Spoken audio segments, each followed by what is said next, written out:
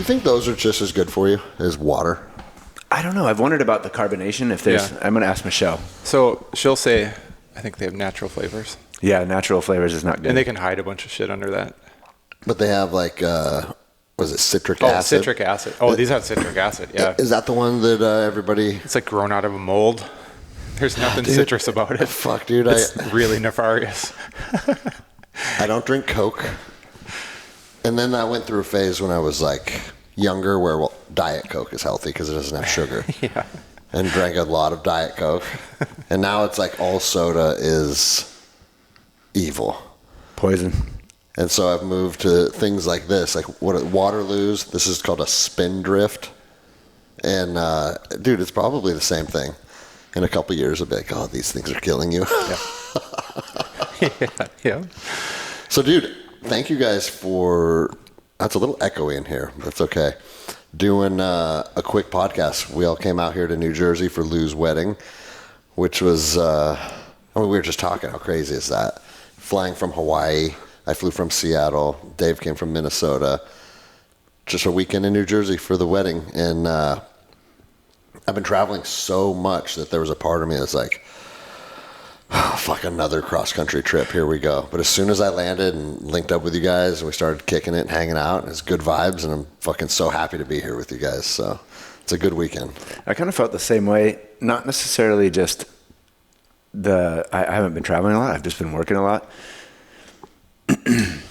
But I kind of resolved at the beginning of this trip just to be present where my 2 feet are. Mm-hmm. And I've been trying not to have my phone all the time, and trying just to be really present in conversation, and trying to listen to the birds outside in the morning, and just being where I'm at. And I needed that because my mind has been going with work so much. So my physical body hasn't been traveling, but my mind has just been all over the place. So yeah, dude, that's such a good, I mean, it's like everything that we kind of preach and try and practice. It's easier said than done, but just being present, I think that's like that needs to be part of like a new goal for me as well. Because for me, I think the like presence and stillness are almost interchangeable. And we were talking about that the other night. Like, for a lot of men, finding stillness, not even necessarily peace, but just instead of thinking about anything that's good or bad, just being. Yeah. And I feel like I achieved that a couple weeks ago, maybe for the first time ever. It almost felt foreign. I was just like, I was intentionally trying to be out of my head and in my heart, and just sitting there and trying to feel energy in your heart. And it was weird because it like took all the thought process out of me, and I kind of sat there for a little bit and was like, oh, I think I got it. I think that might have been it. Why do you think it's so difficult? Because I mean, there's a verse in the Bible that says, be still and know that I am God. And I have such a hard time being still, even at my house, which is my sanctuary, and I've got everybody I love there. I have such a hard time just being still there. I think for me, I have to go off into the woods and just to be still, unplug from everything, and just sit. Sometimes I'll sit under a tree and lean up against it, and it takes me sometimes an hour before my thoughts even just start clearing, and I can actually be still. I don't know. So, dude, I think it's a direct reflection on modern day society and how we live our lives. Yeah. And it's not even like casting shade or being upset with how society is. I think it's just a byproduct of how we spend the majority of our waking hours is making money, solving problems, negotiating, like all the things that are part of the human experience in modern times are very different than what the human experience was even a couple hundred years ago. And so I think human beings are probably moving further and further out of finding themselves just being present. And, I talked to you guys about it with, in regards to going down and doing the theta chamber and trying to like find stillness. And one of the things the guy said to me, he's like, dude, a cat doesn't care if it's going to catch a mouse tomorrow or about the cat or about the mouse that it caught yesterday. It's in the grass and it's excited for what's in front of it right now. And it's like, that kind of hit because it's like, oh, we can just be. That's what I was thinking about this morning when the birds were singing. I was like, why are they singing? Because they're here today. It could be raining, it could be sunny outside, it could be windy, it could be whatever, but I'm here today. I'm going to sing a song. I've got the food that I need. I'm alive today. I know. If you can simplify shit like that, like life would probably be a lot easier. Yeah. We were laughing. First of all, being here in New Jersey and making this trip, we were laughing last night about, we've known Lou for about a little over a year, and, a little bit longer with Guns and Geese for you. But there's relatives that if they told me they're getting married in New Jersey, I'd be like, well, hey, have fun. I'm staying in Minnesota. I wouldn't make the trip for. And I think that speaks to the relationships, but it also speaks to, the Ford Frosty calls and the discussions that we've had every day here have been, I think you phrased it perfectly, Joshua. Like, you just don't have time for fluff. And so we jump right in. Because we do want to be intentional. We do want to be in the moment when there's like a value that we can provide or there's a value that we can receive, but we don't even think about it. Like, it's almost like, where we want to focus on being intentional and being in the moment, we think that we would love to be there. But I would say that like we almost have a responsibility to be there. Mm-hmm. And to start freeing those things up from our lives that are distractions. I know that those are big like irritations to me right now. And we've talked about, I'm sure we'll get into it, where our country's going, where none of us pretty much voted for it to go. That's a lot of noise. And within that noise being projected to all of us, and we are all a different audience for it, there's very little truth. Yeah. And that's annoying. Well, and something that I've noticed too, it's funny you brought that up because I've been thinking about it over the last, I don't even know, it's been a day or two since we've been here. And you're like, the conversations are intentional. They have like meaning behind them or purpose, as opposed to just like bitching about your boss or wondering who's going to win the football game. But that doesn't mean that they can't be lighthearted and fun. Like we were talking about Jesus last night around the table, but it's not like, I don't want people to think like just because you're having intentional conversations or conversations that are built around growth or becoming a better person, that it's always like a drag. Oh, you guys just can't relax and have fun. It's like, dude, we've been having the most fun I've had in a long time. 100%. The last 48 hours. Getting kicked out of the ocean. Yeah.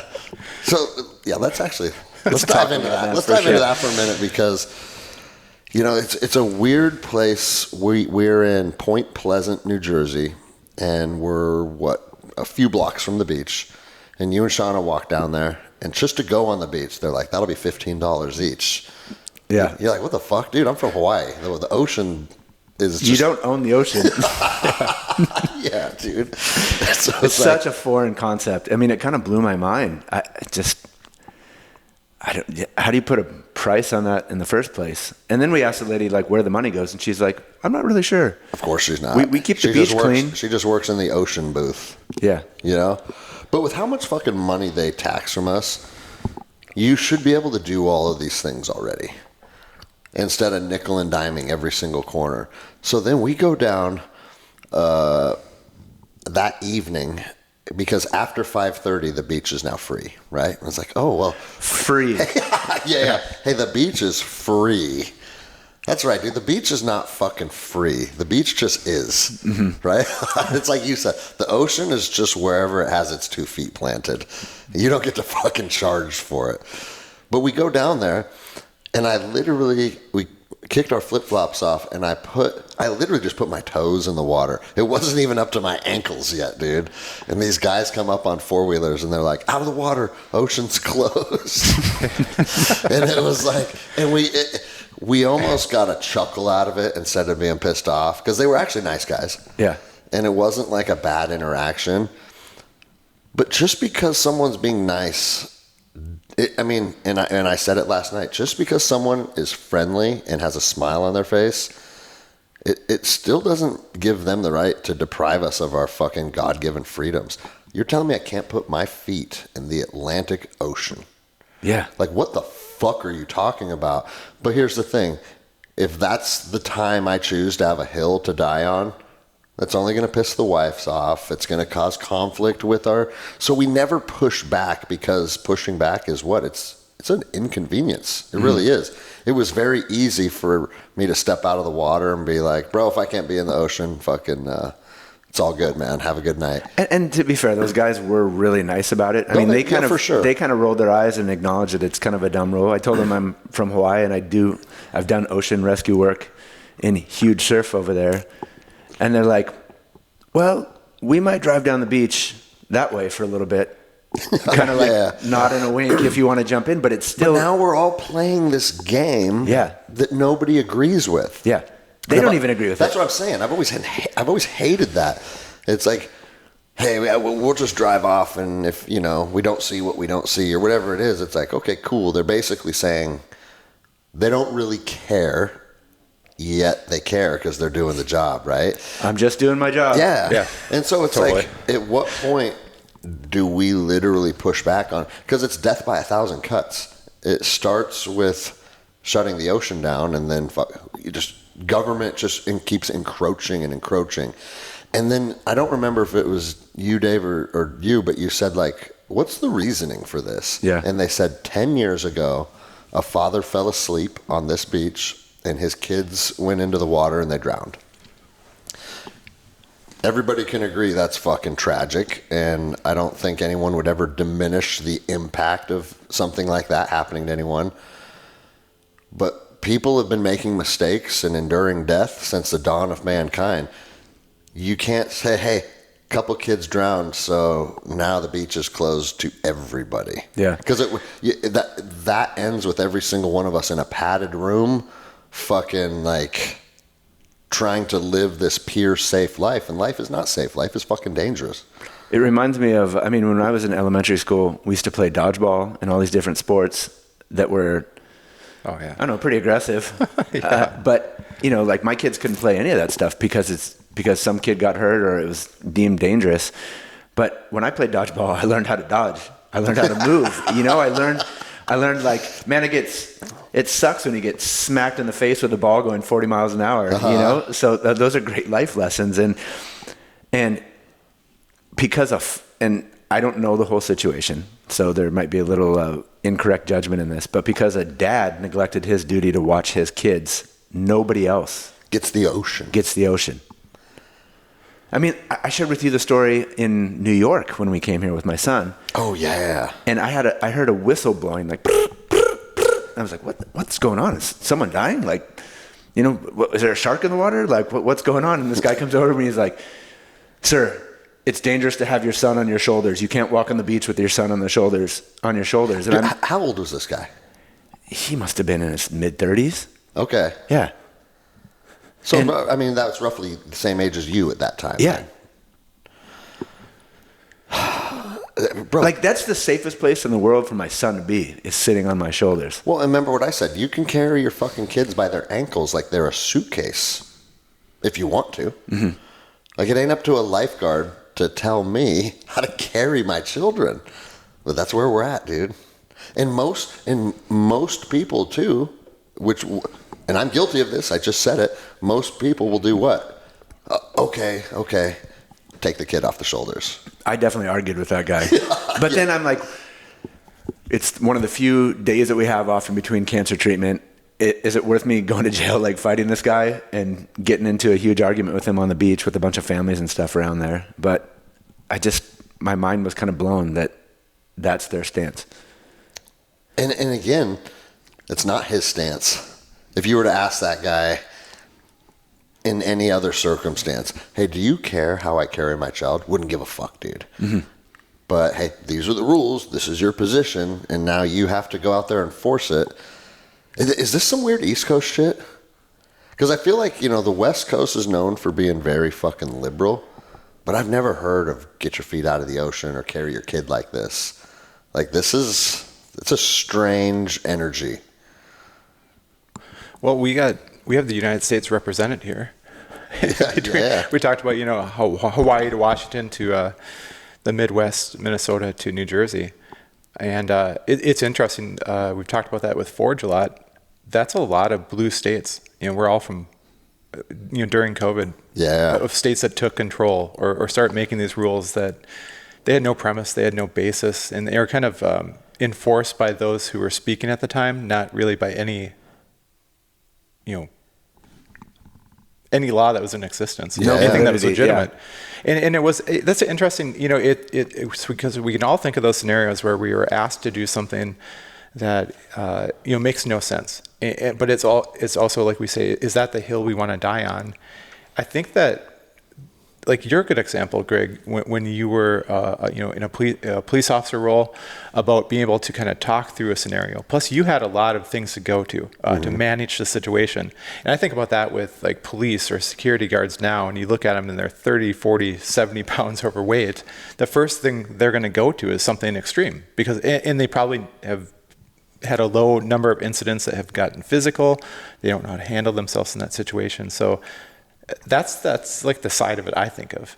So I don't think like how I'm going to react in that scenario, because I kind of have a few different things that I could go to, but I know that they're going to push it to the extreme. Yeah, which cop are you going to get? Yeah. Again, like, we've only been here a day or two. We've had a lot of little, like, micro interactions. Nothing fucking huge, but just like a lot of different snapshots of society. And, like me and Dave said, that cop came up to the car that was doing parking enforcement. And I feel for that kid, because no cop wants to be doing parking enforcement on the boardwalk on a sunny day where everybody is there to have fun. That's why you go to the boardwalk, play games, go to the beach. And I said, "You're not going to write us a ticket, are you, bro?" And he laughed and he gave me a pound. He goes, "No, man, I have to make sure cars aren't parked here for over 2 hours. That's the limit." And then he looks in and he goes, "Besides, I'm not writing a dude with ears like you a ticket. I'm smarter than that," or something. Then we had a chuckle, right? But he was fit. He looked strong. He had good vibes. He was joking.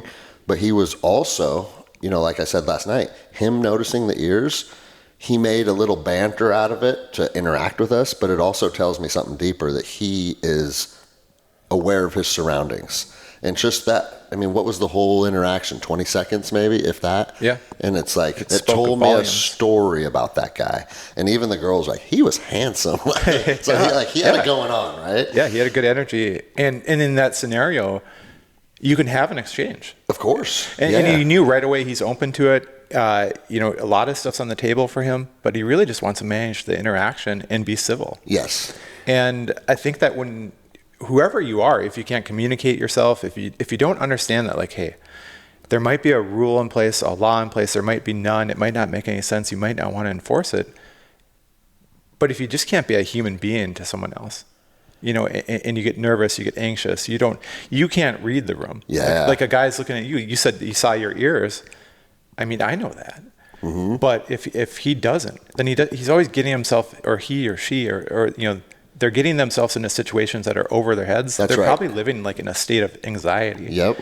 And when I can't read that, that's where it's like, this is not the hill I want to die on, because I can control my reaction and how far I want to take it, but they could go to 10 right away. Well, and one of the superpowers that police officers have that I think a lot of them kind of neglect or maybe don't practice is having the ability to have discretion. Right? In Washington State, every state is different, but in Washington State, there are only two musts. It's a domestic violence incident, and if it's a second, third, fourth, or anything after your first DUI. And those have been deemed not to be able to have discretion because those people are statistically dangerous to society. So you're a perpetual drunk driver or you beat your wife, we are intervening regardless of what I choose to do. Everything else on the books, you have discretion. So you can you don't have to enforce laws. You can come at them with different energies, or you can choose to, like, hey, instead of writing this guy today, I just want to talk to him about it. And they call it education as opposed to enforcement, right? If cops could understand that, it's like, dude, based on whatever the scenario is, you can actually kind of go hands off if you need to, based on the energy, based on the people. And I'm not saying don't do your job because you're afraid to do it. But just know that that's one of the most powerful tools you have, because you actually can walk away. And sometimes that's okay. But then, and then that same day, you're going for a jog. So I saw the opposite end of the spectrum. That's what I'm saying. Well, I saw the full spectrum there. But, Sean and I went for a run, and we were running down the boardwalk. And as we're running, I see lifeguards going down the beaches really fast on four-wheelers. And then I hear a couple of sirens going, and I'm like, oh, something's going on. And so we continue our run. And this is the thing that trips me out, is if we would have left 2 minutes earlier, I would have been the guy doing CPR on that guy. But we get to the end of the boardwalk, and there's a guy who just dropped dead. And better CPR than what anyone else gave him, I'm going to say, too. Probably, yeah. I've done a lot of CPR, unfortunately. But we get there, and, all the first responders are starting to show up. And there's a couple of guys who are, great command presence. There's one guy who was my age who was kind of taking control of the scene. He was getting the other younger lifeguards to kind of start blocking off and getting people out of there as they're doing CPR. And then there's another guy who ran back, a young guy who was probably 24, ran back, and then sprinted back at a full sprint through a crowd of people carrying a bodyboard and then some other medical equipment. And I'm like, that guy's a stud. Like that, I would want that guy showing up if one of my family members was injured. So we turn around and we start going back. And as we're walking back, I see this lady frantically running up. And, she's like, I just saw him. He was just with me. And she's screaming and crying. And it was her husband who had just dropped dead on the boardwalk. And, we talked a little bit about this, but those are the things that have stuck with me through emergency calls that we've been to. I believe that, death is what it is. We can't necessarily change that regardless of how hard we try. I believe that God has our days numbered. But it's the people who are left in that wake of destruction. And so I've got these guys who are doing everything they can to save her that I'm seeing going, I'm impressed by them, a handful, maybe 3 of them. And then I see this lady who's having the worst day of her life. Mm-hmm. And then as we're running out, we pass these 2 police officers who one was 100 pounds overweight and the other one is probably pushing 200 pounds overweight. And so morbidly obese. Morbidly obese. And walking nonchalantly like not a care in the world. Well, someone's dying down at the end of the boardwalk 100 yards away. Just walking so slow and like he didn't give a shit about anything. And I'm just... And bro, what message does that send to the wife too? Yeah. And she was 50 feet away from them when that was going on. And I was livid. I was just thinking like, man, if that was their family member who had just passed out, would they be walking like that? Like, and just out of breath, not able to, and one guy was sweating profusely and he looked a little bit more concerned. The other guy was just like doopy-doo, just walking along nice and slow. Bro, if you're 200 pounds overweight, every aspect of your life is lived with doop-de-doo energy. Yeah. You know what I'm saying? You can't get there without that. And that's who we're entrusting with any element of public safety. And I want to tie that back into what Dave was talking about. But now let's say we have an interaction with those 2 different groups of first responders. Mm-hmm. I believe that the guys who were focused, knew how to do their job, in shape, they would have a different interaction with us. They did have. They're like, hey, we need you to turn around. There's CPR in progress right now, and we, out of the respect for the family, we'd like you to turn around. Roger that. Okay, turn around. We're going. If I would have questioned that other officer, just based off of his appearance and the way that he was walking, I felt like I probably would have gotten like, you can't be here because I'm law enforcement, and because he doesn't have any other options except to be a dick. Yep. Yeah. He doesn't have any other options except to show his little authority or whatever. Piece of tin on his belt that says police on it. Yeah. No, man, it's fucking sad is what it is, because here's the deal, dude. I mean, I always preach capability, fitness, all that for typically when we're talking about that in regards to the job of law enforcement, it's for your safety. Mm-hmm. It's for the ability to defend yourself or protect others, right? But dude, it's just as equally as important. You know what? It's probably more important because it's more likely that you're going to be facing things like this as opposed to fighting someone to the death. That if you don't have the ability to sprint 100 yards or whatever the case is, because here's the deal. If those guys tried to sprint 100 yards, we'd be doing CPR on them. We'd be doing CPR on them. Yeah. They would show up to the scene combat ineffective. And some people will even preach that, like, hey, when you're responding to a critical incident, don't turn the dial to 100 to get there, turn it to 80 to get there. So you're still hustling, but then when you get there, your heart rate isn't fucking so high that you're incapacitated, right? And like that's a whole discussion in itself. Regardless of where you land on that, I think we can all agree we should have some type of hustle, and we should be moving with an intention and a purpose. And like I think about the guy that I told you guys about the Christmas tree story yesterday. He fell over dead, man. They called it a widowmaker heart attack, like way at the end of the C concourse in SeaTac Airport. Mm-hmm. And I got there, dude, and it was literally like dead sprint. And it was like that video of me spear tackling that guy, right? I turned the fucking afterburners on. Because when are you going to turn the afterburners on? If not that incident, what are you even running? What are you even in shape for? Mm-hmm. And then here's the thing too. It's like, okay, I got there in 1 minute, and let's say, and I don't remember the numbers, but I'm just saying for example, and one of my partners got there in 3.5 minutes, right? The difference in that time, you probably know better than most, like how critical are those initial moments after some type of catastrophic injury or a heart attack. I don't know what the data is. I think it's something even after like 4 minutes, if high performance CPR is not initiated and an AED is not going on, their chance of survival is almost nil. Yeah. And like, I think we could all agree, the sooner anyone could start applying treatment, the better. So we can take away any other aspect of like data or the argument, just be like, hey, if your mom falls over, do you want to start administering CPR right now or in 4 minutes? Like, it's common sense. And they told us too, they're like, his heart attack was so catastrophic that without that really, really fast response to get the blood moving, and again, like, and it's not everybody thinks it's the breath. It's not the breath. It's just circulating the blood.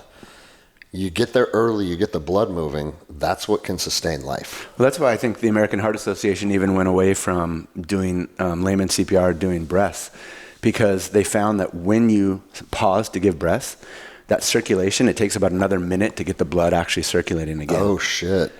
So what is it still, was it 30 and 2? That's what it was. What is it now? Now it's just high-performance CPR. It's so you start with 90, right? 110 beats a minute, just...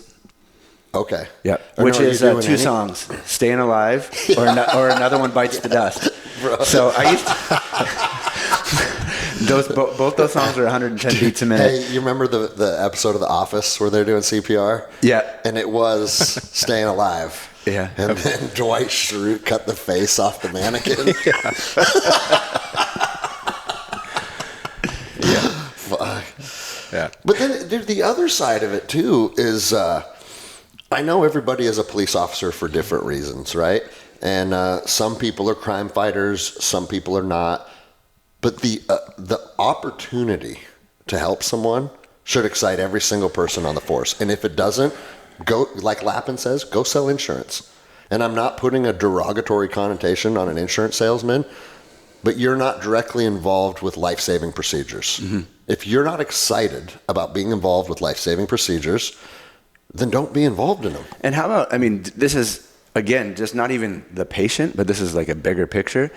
How about showing up on a family's worst day where they're in complete chaos, and you get to show up and they're like, oh, the professionals are here. I'm not trying to do CPR on my loved one now.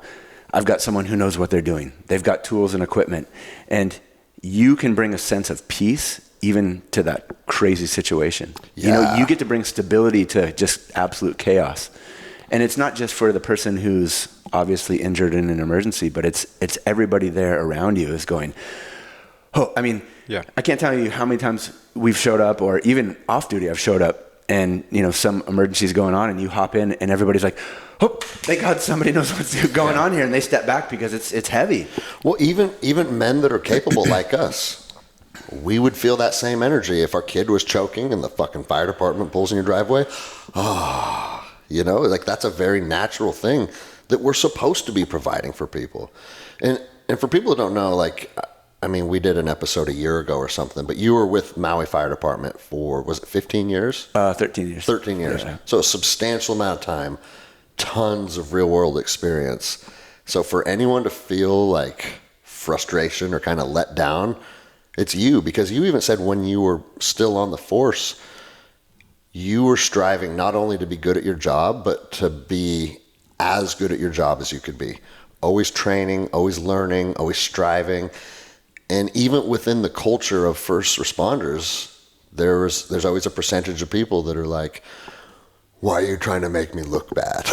Yeah. It's like, me making myself look good has nothing to do with me trying to make you look bad. That's a misconception that they tell because of their own inadequacies. I felt like I was doing the best, and I worked with some really good guys too to change that culture though. You know, anytime we got in front of brand new recruits, because I taught for over a decade with Maui County, I would always tell them, who would you want showing up to your house if your kids were trapped in a fire? Would you want the guy who, you know, starts sitting on the recliner at 10 in the morning, watching TV, putting on movies, watching Netflix, whatever? Or do you want the guy who's like, man, you know, I haven't thrown a ladder in a while. I'm going to go out and throw ladders. I'm going to work on dragging hose. I'm going to go get a workout in. Like, who would you want showing up to save your mom? Your kids, if they were trapped, you know? So just giving them that perspective that every one of those patients that we see, if they're homeless or not, it's still someone's kid. Yeah. It's still someone's child. It's still someone's brother. It's still someone's dad. Yeah. And so, I mean, who would you want showing up to save you? Well, you said something really key. You know, the opportunity to help someone should excite you. And I think about these scenarios. I think about the 100-pound overweight, 200-pound overweight. That's a physical manifestation. We always talk like mind, body, and soul. Where's that guy's mind at? You know, think through the scenario. Where is that guy's soul at? You know, because does it excite him to potentially help someone? Is he helping himself even? And I think that's the way it translates. Like that's the way it translates to all of us as fathers. Like, because that's the group that will judge, right? Because we are dads, and it does excite us to help our children. We want our children to live better lives than we live, to be better young men, young women, you know, than we represented, and have all those experiences in life. And so the opportunity to help them does excite us. And so how does that translate? You can see the manifestation of it. It is how you carry yourself around. Are you a man of action? Are you a man of words? You know, you have your mind together. You're composed. We talk about, and that's what we give to that situation. You know, we've talked about that where we're talking about Will from the gym, you know, was cut off, and in the different ways he could react in that scenario, he chose to rise above it and react the way he would react, not react to the moment. Yeah. And I think that's so powerful that we can have that choice. So in those interactions of, is this the hill I'm going to die on? If we really step back of all we have the potential to help and move forward, I think that's where the answer is probably not. You know, does it chisel away from like the creed that we want to move forward, what we want to represent, the warriors that we want to be? I guess if you isolate it, but you really have to look at it as the whole. You know, how we want to move forward. The hill that we want to die on, I think if we really settled down and we chalked it out, and you know, we talked about 2028, if there's no determination and course of the country, then maybe that hill's getting a little bit clearer. Yeah. And we have the blessing of clarity starting to form around that. But in the moment, like we can choose how to manage that situation, because that man or woman that doesn't have anything together, and the opportunity to help someone doesn't excite them. You know, they're mailing in for whatever reason. Well, I think a big part of it too is kind of what Jocko talks about a lot with detachment, is like, instead of reacting with what's fucking 2 feet in front of your face, detach a little bit so you have a wider range view of the scenario, and it helps you think about things a little differently. Because like what you mentioned, the thing with Will, and I'll butcher the story, so I'm not going to go into it, but it's basically like somebody cut somebody off going into a parking lot, and I don't remember exactly how it played out, but this lady was mad at Will based on how they both pulled into the parking lot at the same time, but they were pulling into a coffee stand. So instead of meeting her with aggression, he said, you know what, let me buy you a drink today. And like, and then she started crying, because it was like, she brought aggressive energy to the situation and he just diffused it. And that's, if you can't be detached, you're going to have a hard time coming to those kind of conclusions, because you're getting pulled into the war that's 6 inches in front of your face, instead of saying like, overall big picture, how do I resolve this situation? And every time I talk about this, I always throw the caveat that I'm a work in progress Yeah. in that regard. Like I still get pulled into conflict sometimes, and I feel like I've changed a lot in the last couple of years, but it starts with an intention around it, and it starts with conversations around it. It starts with thinking about it, and then you start to be able to apply it in your life a little more.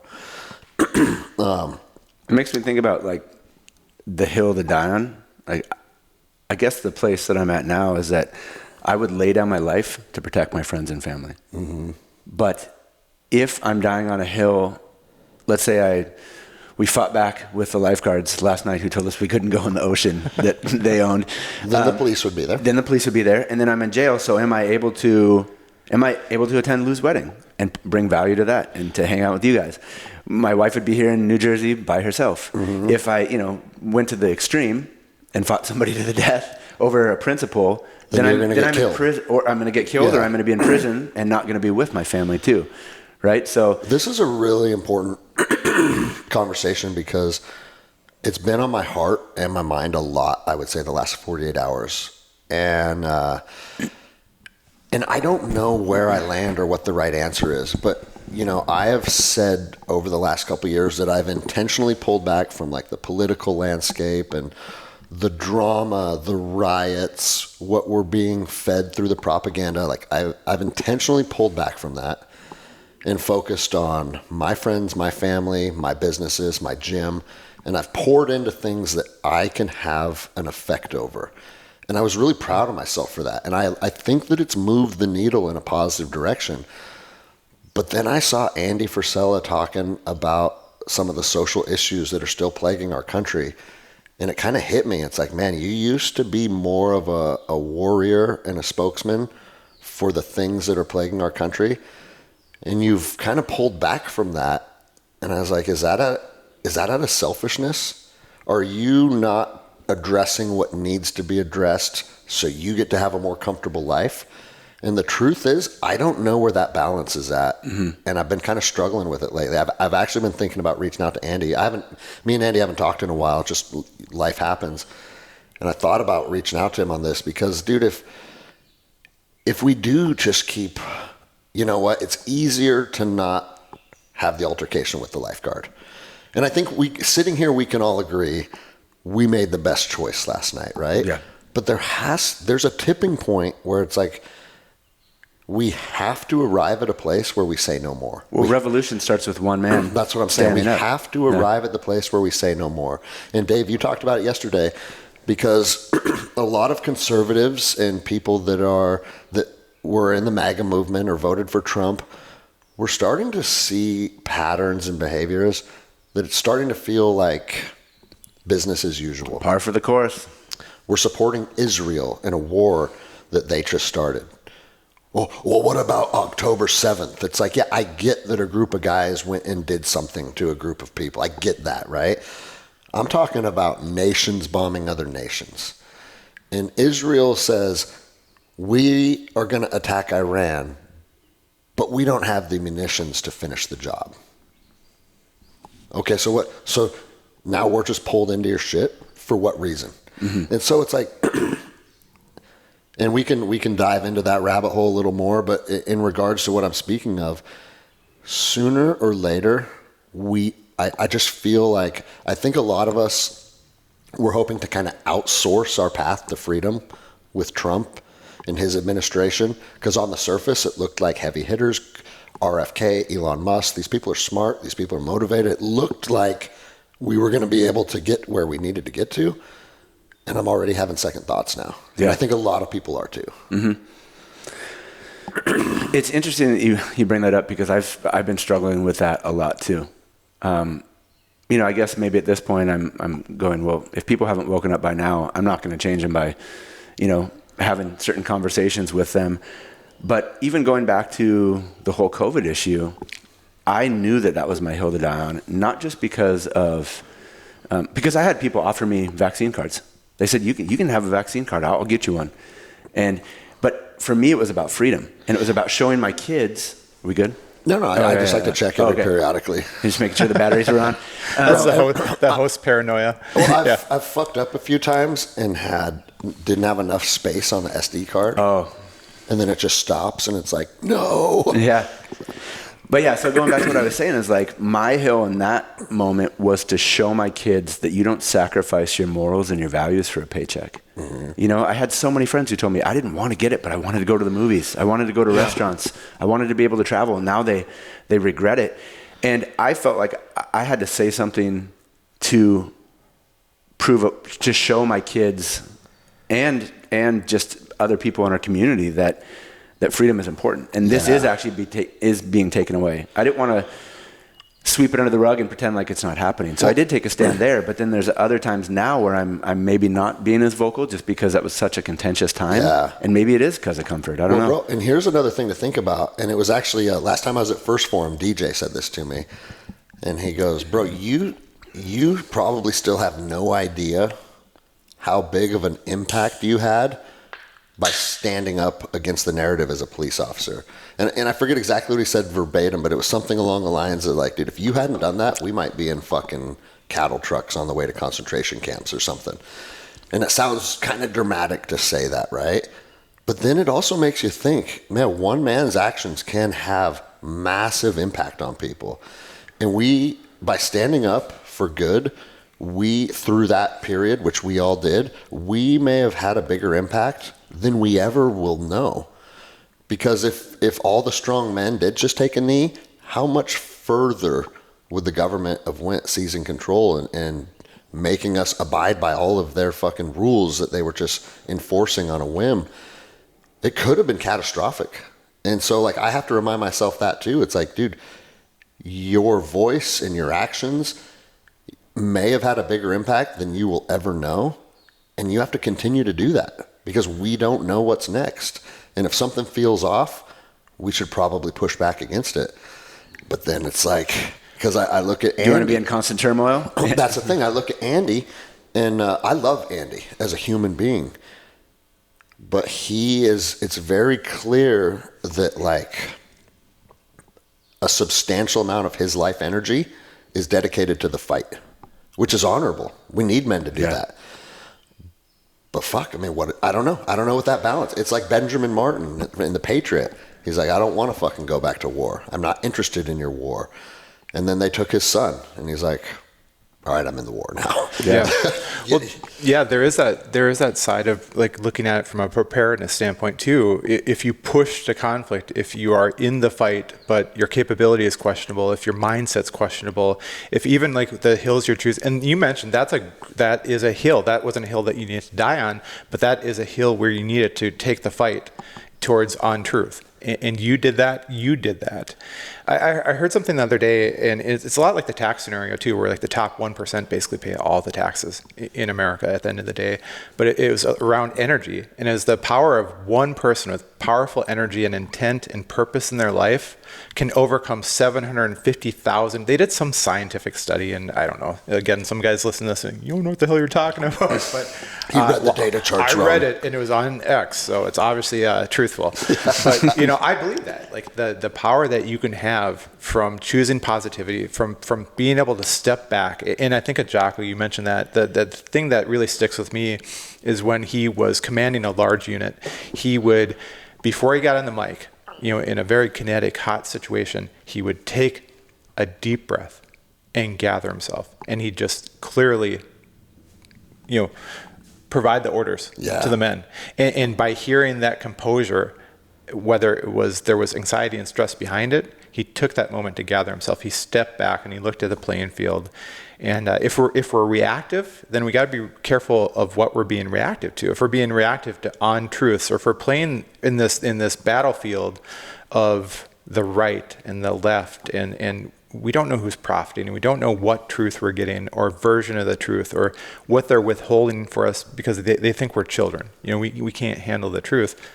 Can't handle the beach. We can get lost there. And you mentioned you love Andy and his heart for people and his heart for his company. Those are his children, and he provides for them, and the things that he addresses for them, and the way he prepares them all for life. It's very clear. But you also I just look at him. I just want him to be able to step back and find joy and feel like he is moving the needle forward.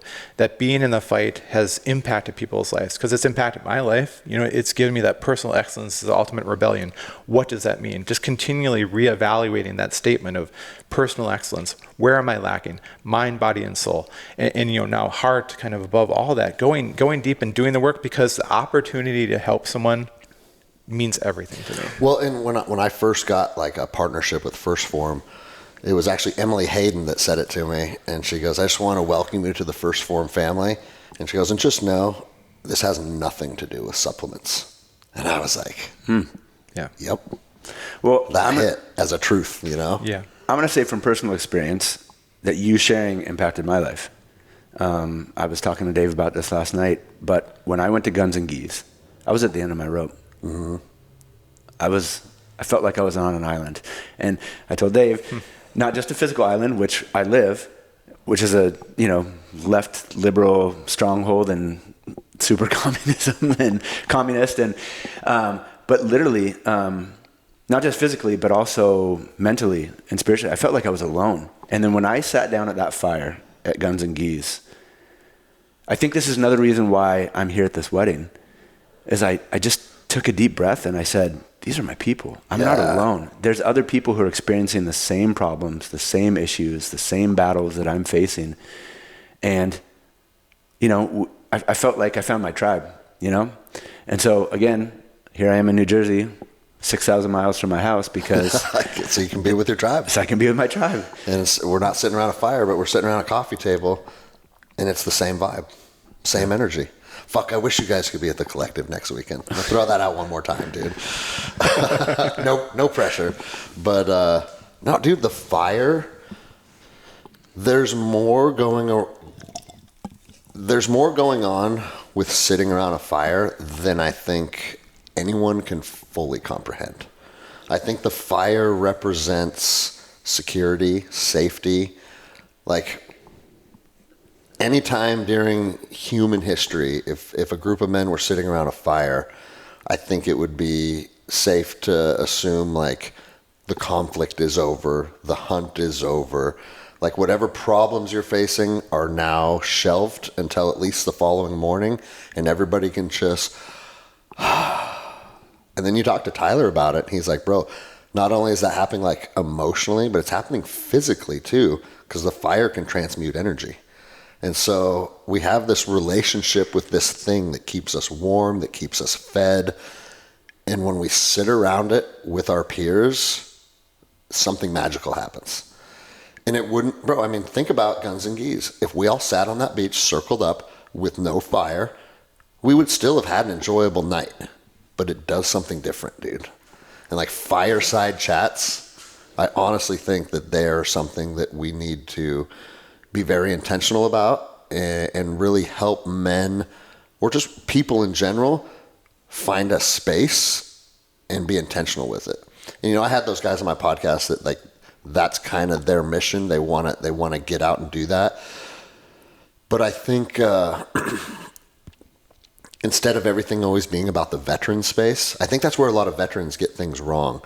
They come from a veteran community, so they want to pour back into a veteran community. And I get that on its surface, but the truth is, neither one of you guys are veterans, and I am a veteran, and when the three of us sit around a fire, there's going to be magic that happens. It has nothing to do with where you came from. It has to do with exactly what we just talked about, being present, and that's the magic that could happen if people would start to provide opportunity for that. Do you know what this reminded me of? What we were talking about last night. How you said, I want to correct one thing from that letter. He said, I had a friend who wrote a letter to my son just 4 days before he passed. And he talked about me being very brave, one of the bravest men that he knew, because I was a firefighter. And Dave's like, you were brave before you were a firefighter. That was just, you were you fit into that role well because of your character and who you are. Mm-hmm. And, you have these identities or titles that we put on ourselves, but they aren't who we are. We're so much more than that. I think about that with like the chicken or the egg discussion, right? I think about it with Rangers, and because you get a group of kids essentially 18 to 21 years old that want to go join these special operations units. And then through all of this experience and combat and training and living the life, you kind of become this thing, right? Well, I think becoming the thing that is an Army Ranger or a Navy SEAL, if you look at everybody's background, there are a lot of similarities long before we ever raised our right hand and enlisted. So we may have became an Army Ranger over on this side of life. And then because that's who you became, that's the path that you chose. And it's probably the same with almost any of the first responder communities. There's something inherent in you that calls you to that, as opposed to you growing into that. Or maybe a combination of both. Yeah, I think that drive manifests itself. Mm-hmm. And most of the time that's a very healthy outlet, to get into that role, because I love that phrase, the opportunity to help someone drove you towards an action. You wanted to be a protector, you wanted to be a warrior, you needed that outlet, and that provided that. And you often say, whatever the motives or the end game end up being, the experience that provided you, that outlet that provided you, the man that it forged you into, that's what I get to experience. Yeah. And that's beneficial. And I've lived the exciting world of healthcare analytics, for 17 years. But aside from that is just one thing. I'm analytical. I like breaking things down. I like to help people. I like to see root causes. I like to see trends, because then I can really inform an environment, a scenario, help people move forward. Identify what our issues, assess the resolutions. You take that into parenting. You take that into marriage. It's just a very intentional way to look at the world. But aside from all that, I'm a loving person. I want the best for people, and so all those things manifest them. But yeah, I mentioned that to Joshua because I know the context of the letter was another man writing to your son Trucker about his father, and that bravery of being a firefighter was the manifestation of that bravery. But now, stepping aside from that career, that title, that identity, you are that man. You are the man that went into a traumatic situation, somebody's worst day, a woman naked. I remember that story, a woman naked in her bathroom, covered in her own feces, like the worst case scenario where other men would step back from that, and then they'd be the ones trailing behind slowly because they knew someone like you was stepping up to it. That's how you live your life. That's who we are as friends. That's the exchanges we have. That's why it's not... It's rewarding, it's meaningful, it holds value, it reflects your true nature, it's authentic, it's truthful. None of that's boring. Those can be fun conversations, but to tell you the truth, I know more about you on a truthful standpoint, Joshua, than what your favorite food is, or what your favorite sports team is, or if you even watch sports. It doesn't come up, and that's okay. Mm-hmm. And it's just amazing to have, because it provides a space where it's I love your term, no fluff. It's not no fun, it's not no love, it's not no reward, it's not no benefit. It's just no, let's talk about stuff that matters. Let's talk about stuff that moves each other forward. Let's talk about stuff that takes us out of the future, out of the past, and we get to be in that I like you talked about the theta state, not looking forward, not looking back, but being in the moment. How amazing is that, to create an environment organically where right now we're all in the moment. I'm not thinking about anything else. Not checking our phones, not worried about what time we got to get to the wedding. Yeah. Just sitting here being present, dude. No, it's important. Can I go deep on something personal? Yeah. I'm interested. I just had this thought because it all ties into what we're talking about showing up and being the first responder, but yet being able to detach, all the things we've talked about for literally the last hour. What year did you lose your son, Trucker? He died on March 3rd, 2017. And then how much longer were you a first responder following that? That would have been 7 years. Okay, so 7 years. So you went through literally the most traumatic thing that I think a man can go through, is losing your son. Yet you're still responding to people's most traumatic days. And I'm wondering how you going through something unimaginably traumatic changed how you deal and interact with people that are having their time of the most traumatic experience. It gave me a overwhelming sense of empathy. Yeah. And empathy was described to me by a friend one time that it's not just giving someone a solution. It's like walking by a man who's stuck in a pit. And you're like, oh, you could build a ladder. Mm-hmm. Or you could climb a rope. You could will your way out of this thing, whatever. Empathy is climbing down into the pit with that person and going, let's get out of this together. You feel the truth? Seriously, you feel the energy of that? Yeah. Wow. And so for me, from that moment on, every call that I showed up to, and I know I've brought it up already in this talk, but I'm so passionate about it. It's like, that's someone's loved one. And so I understand the depth of that love. I understand what it's like to lose somebody. And it just made me want to do the absolute best in everything I possibly could to, one, save that person if possible, and two, bring some sense of peace, love, and goodness every time I showed up. And so it made me so much more empathetic and passionate about helping people. Do you ever wonder if truckers' mission on Earth was to provide that to people? Well, we talked about this last night. Yeah. He lived 3 years, but he made just shy of his 4th birthday, but he made such an impact on people. I was telling Dave last night that I had, at the time that he passed, I was getting somewhere around 2,000 messages a day on social media, emails, phone calls, texts from just different people. Well, and for people that don't know, like his story when he got sick, it had a pretty viral following. And people found out you were a firefighter. So like the firefighter brotherhood from across the country kind of rallied behind you. And police too. I mean, just first responders in general. Dude, tomorrow morning we're going up to New York Fire Department to potentially meet and hang out, have coffee with some of the guys that were part of that movement. Yeah. So like the mission is carrying on. Yeah. And I haven't been to one state yet where I've gone and someone hasn't been like, hey, are you truckers, Dad? Oh, wow. I mean, I've been in airports. I've been in all over different places. We met that family yesterday for lunch, and then just the connectivity with all of those things. He's had such an impact on so many different people. And like I said, when I got those letters and those stories, it was from dads who were like, I know I don't know you, but I just want you to know that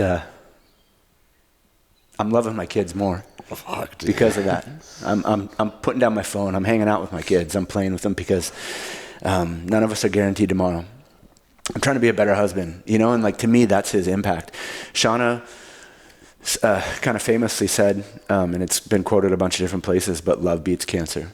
Mm-hmm. And that's his legacy. It's a legacy of love. It's a legacy of realizing that you're not guaranteed tomorrow. You're not guaranteed tomorrow. I'm not guaranteed tomorrow. So what are we going to do with our time? We're going to be, like I said earlier, right where my 2 feet are. I'm going to try and be as present as I possibly can.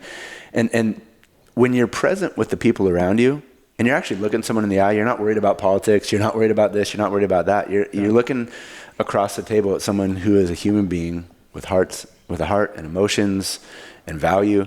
And I just, even yesterday when we were walking to the bus stop, you saw or walking past the bus stop, that homeless guy. Mm-hmm. I stopped and said hi to him yesterday, and I'm like, it's somebody's kid. It's he's sitting there kind of talking to himself and whatever. I'm like, I might as well say hi to him.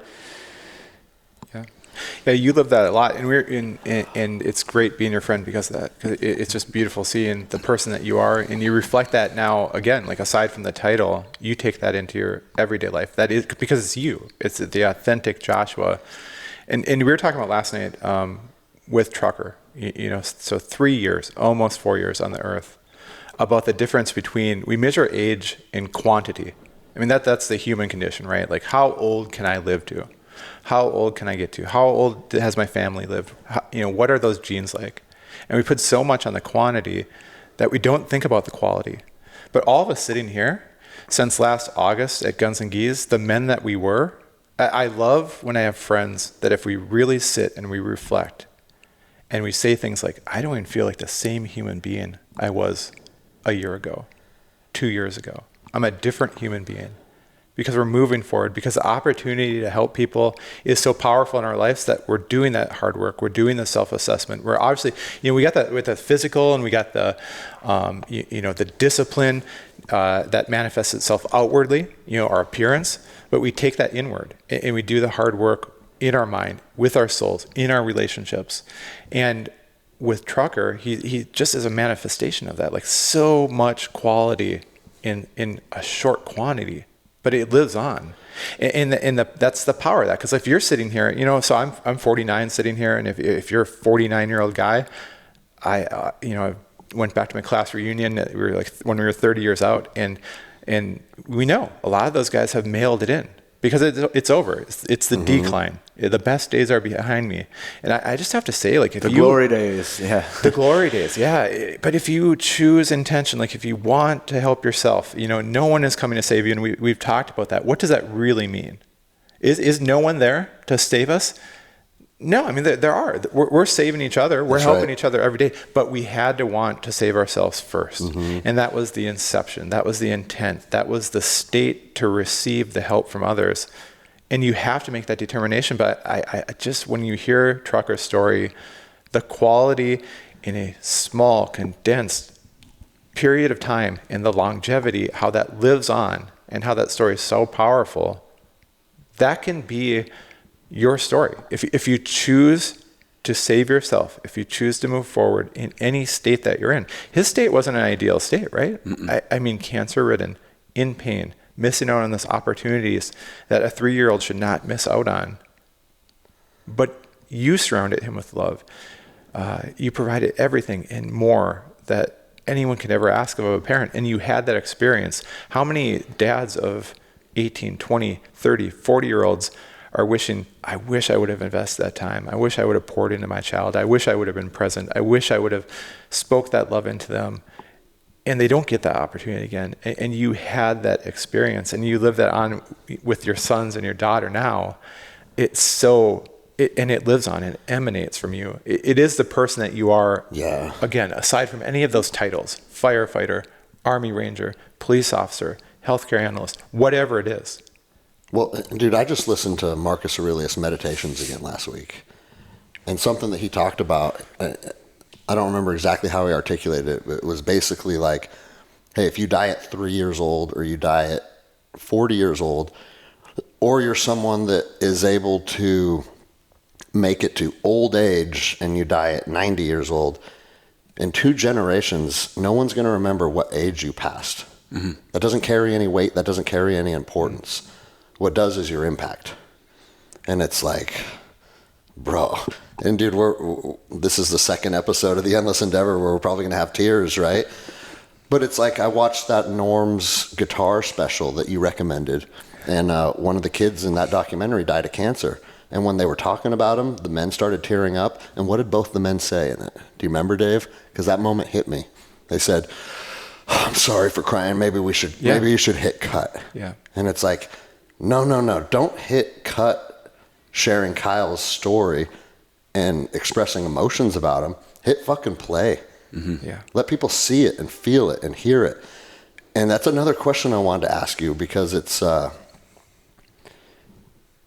sometimes have an element of worry, and worry is not a healthy emotion to carry. But for you and Shauna, how your mission in life since losing Trucker has been like a beacon for other parents that are going through it. But because you've chose to stand in that space, man, you guys are witnessing tragedy probably more than almost anybody else I know. And Shauna has written books, and you guys do conferences, and you speak to parents. And on one hand, you're helping people on a regular basis. But on the other hand, if we're being completely honest, is taking a front seat to all of this sadness and tragedy. How do you guys bear that weight? Because Shauna bears a lot of weight, man. So, yeah, she does. But I shared this with Dave this morning. fuck, it sounds like we should have just recorded Yeah. earlier. The whole weekend. Yeah. But there's a rhetorical question, or a question that, no, it is a rhetorical question. Cain kills his brother Abel in the Bible. And he's having a conversation with God, and he goes, am I my brother's keeper? Because God's like, where's your brother? And he's like, am I my brother's keeper? And I've answered that question. And the answer to that question is not snarky. It's yes. Yes. I am. And I've been doing, I guess going back to just all the tragedy and stuff I've been through over the last years, with death and friends and death by suicide and all these different things, and more kids than I can count who I know who have died from cancer. What it's done is let me think about this here. I want to make sure I phrase this the right way. It's not a burden for me to carry that weight. It actually charges my batteries because I've been through that darkness. I've been through that storm. And to know that I've got the path out of that, and I can share that with somebody. And it's a different path. It's maybe my path's not the way that they get through it, but if I can help them navigate that, that actually recharges me. It gives me purpose and a deeper meaning. I prayed the first week that Trucker got diagnosed with cancer.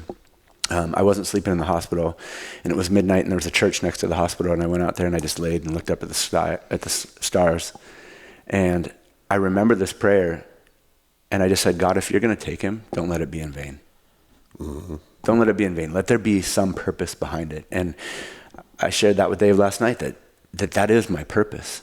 That is the purpose of this, is that fight almost took me out of the game. I still look at you and think that, like, if I had to endure what Joshua endured, there's a part of me that still feels it would break me as a man.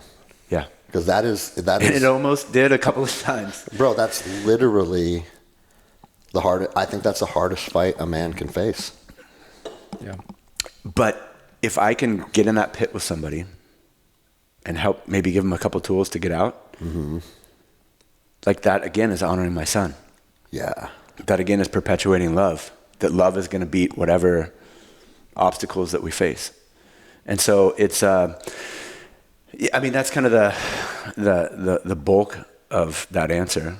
But then also just trusting that God has a plan. That's something that I keep going back to. He's been telling me this month, and I keep meditating on it. It's, again, trial after trial, tribulation after tribulation. He keeps telling me to enjoy the process, to be present where I'm at, whether good, whether bad, whether dark, whether light.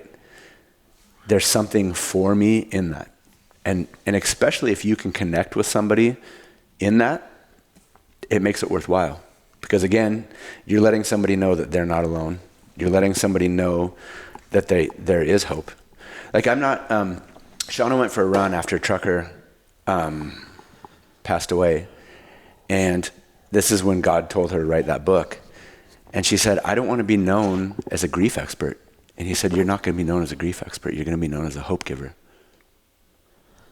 Bro, it's just a different perspective of really a similar mission. But I worry about her because it's like, we've been homies for a while now, but I also don't have a front seat to your guys' life on a regular basis. Mm-hmm. And I love hearing that's like the energy that she has intention behind. Yeah. Because a hope giver is going to be charging your battery, but a grief expert is probably going to be draining your battery. Yeah. And to be fair, like we check in often, and there's good days and there's bad days, but we're very intentional about that. And I think we're at a place now where my friend Bill, who I met yesterday, asked me, he's like, how are you doing now? Because he just lost his son a year ago. Uh-huh.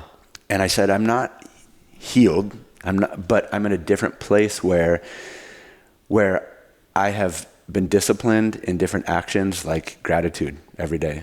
Mm-hmm. Like getting up and working out when the dark gray cloud is there. I don't always do it, but I've gotten better at doing those things. And communication is one of those things. Like Shauna and I check in often with each other. Well, and Shauna said the other day at the dinner table upstairs something along the lines that like an important part of understanding navigating the grief process is that it's not a destination. Mm-mm. It's a lifelong journey that you carry now. Did you listen to the podcast with Ricky by chance? It was last week's episode, or it was this week's episode. I haven't this week. I've been too busy. So, bro, I'm telling you, well, dude, I don't have the expectations that you get downloads for my show, but I also know that you do catch a lot of the episodes, which is why I asked. But he went through this journey with his wife, and him and I like cried in the studio together. And I've already got a lot of feedback from that episode about how it empowered people. But man, he was holding her hand when her pulse left her hand. Like, dude, he sat with her bedside through the whole process. And one thing that he told me in that episode, he's like, dude, now that her physical body has passed, like, I'm carrying her energy, and I have to make sure that I'm doing good by her. Yeah. And he said it's become like a superpower, because he knows that, like, if he honors her and he carries her good and her energy, and he can continue like her mission here through him. And I was curious if like that's something that you guys feel too. It's like Trucker's energy's with you, and it's not you and Shauna doing this. It's all three of you doing this. Yeah. We had these shirts made that say "Trucker rides with us." Okay. And they're on a bunch of the fire trucks that answers that around question. the country. But I mean, it's something that I've gone deep with, because it was so tragic what happened to my son. But what I think would be more tragic if we built this beautiful family around love and pouring into each other and being present. And if I just let my marriage implode, because 9 out of 10 marriages that lose a child end in divorce. If I became a raging alcoholic, society would be like, oh, that makes sense. You know, like I'd get a pass for that. Yeah. But then I wouldn't be a good father for my children. I was just going to say, what would that do for the future of your surviving 3 children? Well, exactly. So if I just let everything implode and I didn't fight through that, what kind of honor would I be giving to my son? Because that's what his experience was here. And so I think about that often. What does Trucker deserve to have you pour into his siblings? Oh, everything. You know? Everything. And bro, let me say this too, because I think you already know this about yourself, but you should always sing praise to your friends when you see them doing admirational things. Your 3 kids are some of the most like balanced, big-hearted, loving, fun people that I've ever met, bro.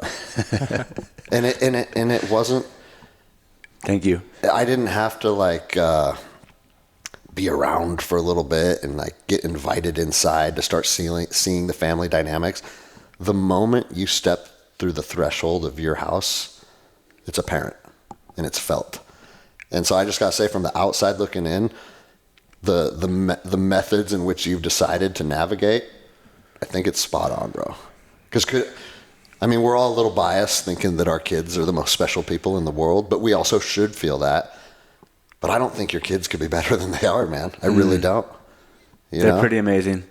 You and Jeremy had a podcast a couple months back, and you were talking about, you gave an exercise to give yourself a belt for where you are with your spirituality. Yeah. Where you are with your marriage, where you are with your parenting.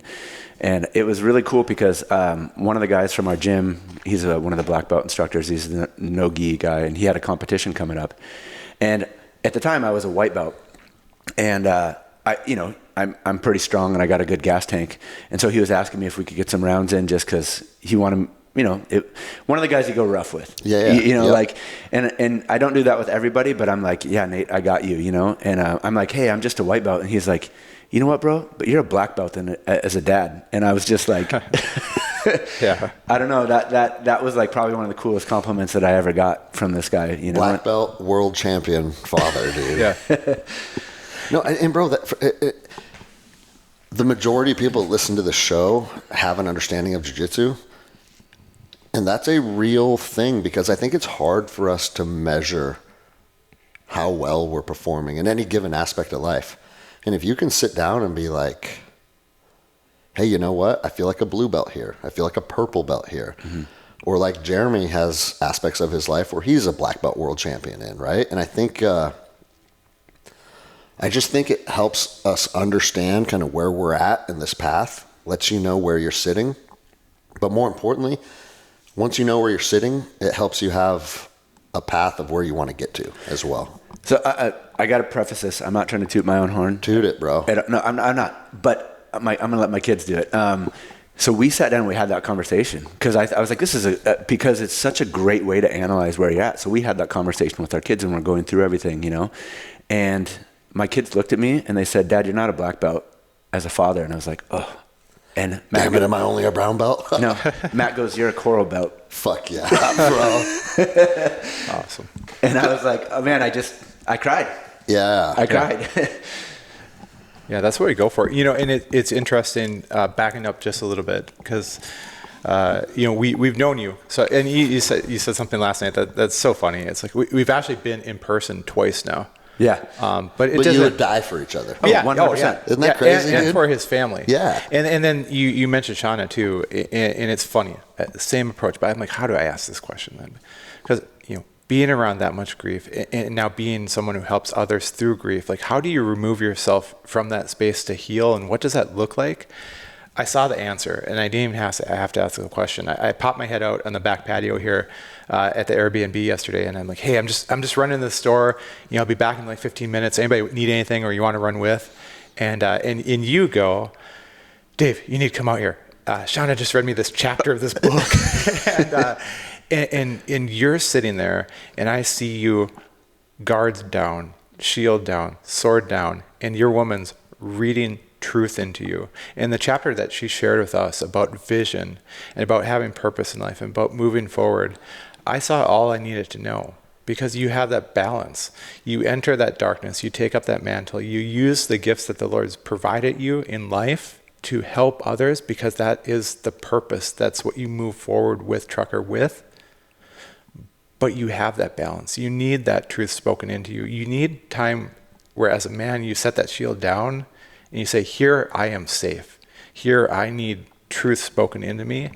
And I saw Shauna delivering that, and I got to experience that. And for her to fill that role, to have that mission, to have that purpose, I didn't need to ask the question. You know, I experienced it and I felt it. And I know you're okay. I know she's okay. I know you have a path to move forward. And like you said, you know, those days where it's gray and you're like, I should really go work out, but you don't. You know you should, and a lot of days you do, and you put together that framework, and we talked about that last night. Then I know where to like insert myself as a friend and a brother to come alongside you, and to be like, here's how we're moving forward. Here's our new challenge. Here's Guns and Geese coming up. We're gonna roll. You know, we're gonna meet. We're gonna meet each other in that void, because you've made it apparent, because you do know that you want to save yourself. You do not only that, but it's like, you see purpose, you see opportunity to help others, and you see how to move forward as your authentic self, aside from any titles. You just keep filling that purpose. Well, again, going back to the beginning of the conversation, designing relationship with no fluff. It's not just my wife that pours into me. Like, you guys have been doing that this whole weekend. We've had conversations that have just filled my heart, my mind with inspiration.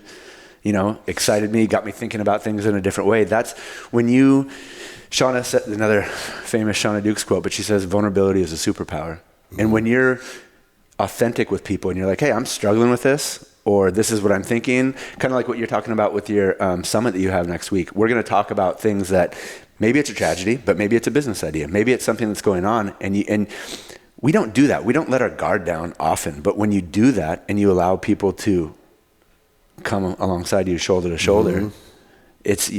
You're strengthened. It's a what's the scripture? It's a three-strand cord is not easily broken. Mm-hmm. And that signifies intertwining your lives with other people. And when you intertwine your lives with other people, you become unbreakable. Well, and bro, like, we have had now, we call them repeat attenders with Guns and Geese. Offenders. No, attenders. No, we were calling Lou a repeat offender. Okay. But one thing that I hear from people very often is that it's understood I'm not really here to tighten up my shot group or learn a better way of choking people. I'm here to recharge myself and find a new level of motivation and energy. Because people, when you do that and you intertwine those cords, like you were saying, you become more unbreakable. And people carry that energy home. And even though we all go to the different parts of the country, and you're back in Hawaii and you're back in Minnesota, we are strengthened and we are empowered by sharing that experience together as men. But here's the other side of the coin, is if those cords aren't nurtured and tended to, they can start to sever too. And I think that's why it's important to be intentional, to continuously put yourself into experiences where you get to strengthen those. It's not I mean, fuck, bro, it's exactly what we just said about Shauna saying it's not a destination, it's a journey, right? All of this is that applies to all of this. Mm-hmm. Yeah. And you have to be intentional about strengthening those cords. And it doesn't have to be something really comprehensive or something expensive or something that's going to take a substantial amount of time. It could literally be this. 2 of your friends sit down, and we happen to have recording equipment here, so the world gets to experience this as well. But it wouldn't change the outcome if we turned this off and shared this same conversation with each other. Yeah. And I think that's one of the biggest powers of having these conversations on a public platform. More than just hearing your story and being empowered by some of our experiences, I think it shares the message with people like, this is what we need to be doing. But how easy, let me ask you guys a question. How often is it, or how often do you as a man get tunnel vision and be like, I'm just so busy, I'm not going to go meet that guy for coffee this week. I'm just going to hang out at home. I got to get this stuff done. I got to get the chores done around the house. I got to work on my daughter's truck this weekend or whatever that might be. And you just kick the can down the road a little bit. I do that often. And so again, I'm back at a place where I don't always succeed at all these tools that I've learned along the way. It's that spiral up, right? Sometimes you spiral back a little bit, and then go back up. You're refacing the same challenges, the same emotions. Yeah. But it's getting easier the more often you do it, and so it's just more on my radar now, and I'm trying to be more intentional. That was another thing that the Lord put on my heart for this year is community. Mm-hmm. Community. You need to be in community. You can't do this alone, and you want it's. I don't know. I've wrestled with this too because when you have a burden or you have a struggle or something's going on. I'm like, man, I don't always want to call you because I'm like, I know you got your shit going on. You got stuff going on. I don't want to be like, bro, I'm really struggling today. I'm like, I'm going to put some weight on Greg. I'm going to put some weight on Dave. But then the times that I have, like, I was telling my wife this. I don't talk to people on the phone. I don't talk to my wife on the phone. I'll call Dave and we'll talk on the phone for like an hour. Uh-huh. And he's like, bro, I got to go. We're about to have dinner. But no, I don't tell you that. Yeah. I hang up after an hour after my family's finished dinner. And be like, is that what it is? Then Michelle's like, was that Joshua? But I tell you, anytime. Well, how special is it to have? It's amazing. Even if it's a couple people in your life that you can let that guard down and just be like, bro, this is where I'm at today. Because one thing that I hear I have conversations like this, and I will get emails of people saying like, fuck, man, like, I don't have anyone that I can pour into or have pour into me.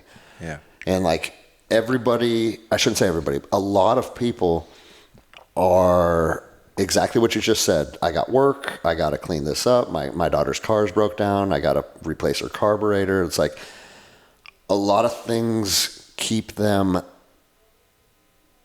busy to a point where they never get to like pour into themselves. And again, that ties into no one's coming to save you, right? Because like if you're not intentional about making opportunities to recharge your battery, fucking before you know it, it's fucking drained and you're floundering. And the thing is, I think a lot of men don't even have an awareness of what's missing. They just have an energetic understanding that they feel off. And it manifests as depression and anxiety and anger. And again, like I might not be an expert on this, but I feel like just having an understanding of it separates you from the herd dramatically. Mm-hmm. Yes. Yeah. Awareness. If you choose to pursue that, it leads to intention. And if you live an intentional life, that does separate you from the herd. Yeah. Because there's so many people that just as life comes at them, they flow with that. And the turmoil and the disappointment and the joys they're very captured by the moment. They're not in the moment. And, we shared something, this weekend too. What does that look like? The mind, body, and soul that we talk about, mind, body, and spirit. You can be really good in some of those, and parts of those can elevate the others. And we came out of a season in the last podcast I mentioned. I was kind of bookending the previous 48 years of life, and I said I'm going to move forward intentionally. I'm going to move forward with this momentum that I'm getting from guns and geese in being fit and taking on these challenges, and did move forward. And the first part of that chapter was beautiful. It moved into guns and geese. It moved into the marathon. You did 75 hard too. Yeah, 75 hard, and all this intention in a 7-day dry fast, and all these conquests. And I remember telling you something to the effect of, well, if it's not running for around 3 hours and focusing on every stride, and it's not eating food or drinking water for 7 days, how hard can anything be? Well, I'll answer the question of how hard anything can be. It was one little setback at work, one little reorganization, my team being taken away from me, and I was right back to that guy that wasn't enough and not a priority, and all those lies that we tell ourselves. I was swallowed up by that. Well, I thought I had healed because I identified mind, body, and soul. Oh, as a kid I was hurt, and I from that, parents were divorced and they went their separate ways. They always prioritized their lives and not their children's. And I said, well, that's where not a priority and not enough came from. I recognize that I'm healed. Well, what I was unaware of is that was just the beginning. That was just the beginning of the healing that needed to take place. And I mentioned to you, I now realize above that stool sits the heart. And the importance of loving yourself and being able to say, on this day, any day of the year, any hour, I might have fucked up. I might have had a setback. I might have not lived up to that title of father. I might not have lived up to that title of first responder. I may not have lived up to that title of husband and paid that the homage and the respect that I intended to, but I love myself.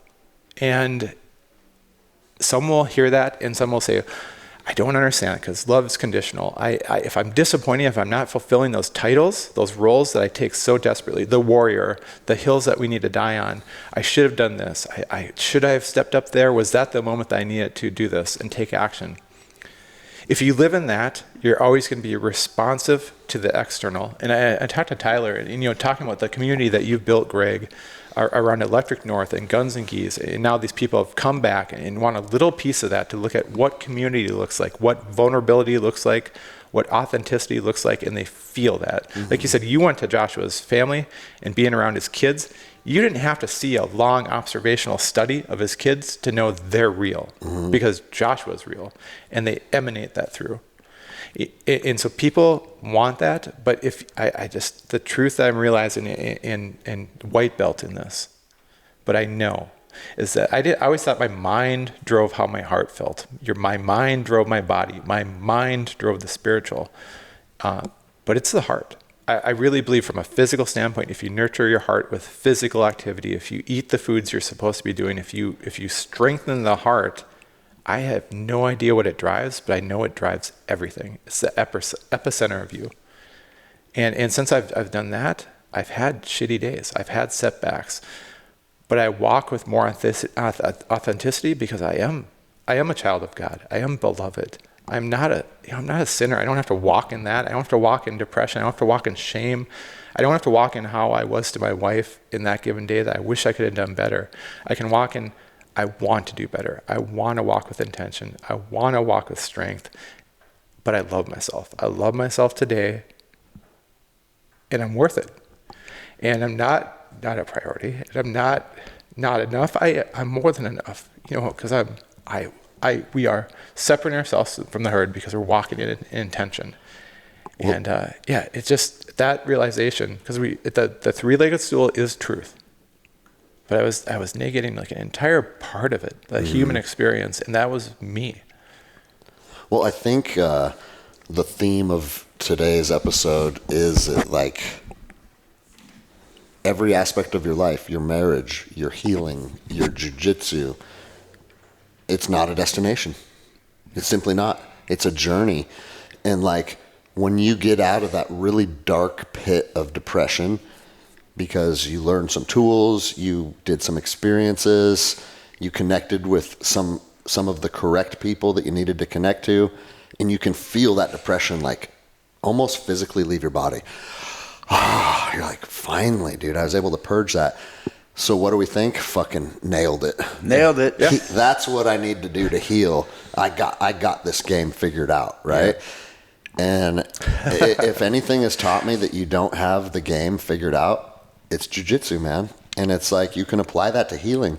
Because I remember, like, as a brown belt, like everybody has their, I'm a day one white belt, and I got my shit pushed in by a guy that I have 40 pounds on. And you really have to reanalyze your life. Like, who am I? What are my capabilities? How was that possible? And I did that from white belt to brown belt. And then as a brown belt, I started settling into that. I got this shit figured out. I understand the game of jiu-jitsu. Now, that doesn't mean there's not guys that can beat me, but I was like, had convinced myself that I understood how this thing works now. And then I moved to California. And then I was on a team with Joao and Buchecha and Marcelo Mafra and Lucas Leitch. Huh. And it showed me, not only do you not have it figured out, you are still a white belt on this journey, because those guys were so far past me. It shined a spotlight on my inadequacies. Now, when spotlights get shined on your inadequacies, I think our natural reaction is like shame and disappointment and withdrawal, like all of these things that it really should cause the opposite. And now I've went through this cycle enough to know that, again, it's not the destination. You're never going to be like, all right, I've mastered jiu-jitsu. I've mastered dealing with grief. I've mastered dealing with my depression. It's as you go through these cycles, the more you go through them, like when I feel like shit now, and dude, and I just went through, and I'm not out of it yet, a very dark phase of life where, dude, those fucking demons were chirping in my ear. That's like saying the meanest shit to me, devaluing myself. And I have to remind myself, it's like, bro, you've been here before. You know what these voices are. You know they're not truth. You know that who you are is not the stories you're telling yourself in your head. And like, I had to revisit all of that shit again. And there was a part of me that's like, how the fuck are you back here? Mm-hmm. Almost embarrassed by it. But then the other side of it is because I've been through it and I've worked my way out of it, you know. It's not like I think or I hope. You know that you can fight through this. And as like I've said this on the podcast before, like you're back in the heart of a storm. And if you keep doing what you need to do, the clouds will break and the sun will shine on you again. And that's the cycle of life, dude. It might be a different storm, a bigger storm or a different storm, but you're going to have to help me with this because you're so good at remembering quotes and but the little paragraph that I shared with you about honing your masculinity and your strength, it's stepping into a battle that you don't know the outcome of how it's going to be, right? You've been in some battles before, and you've overcome those battles, but now you've got a new battle or a new storm that you're facing. Only way to get through it is not to withdraw. It's to actually step into that unknown and do the things that you've done in the past, and you'll learn and you'll gain those skill sets as you're going through that, right? Yeah. So do you remember Yeah, well, a warrior will step into a battle uncertain of its outcome. Mm-hmm. And that's the seeking clarity in life that you're talking about versus certainty. Most people are paralyzed because they seek a life of certainty. They want to know how it's, especially if they're in a life of comfort or perceived comfort. And maybe they even know they're captive or beholden to their environment, to their finances. I'll full honesty, that withholds me a lot as a man to take this next step and to separate and to put my own sign on the wall of my gym, my own creed, to move forward with my own mission. And one thing that we talked about, so many things this weekend had just been beautiful because we come together, we come alongside each other, and we speak of our journeys, we speak of our past, and it expands our mindsets, and it actually prepares us for that uncertainty. It's like, oh, I'm powered up because I've been around Greg and Joshua this weekend, and we'll see Lou and his life, with Tara and the wedding.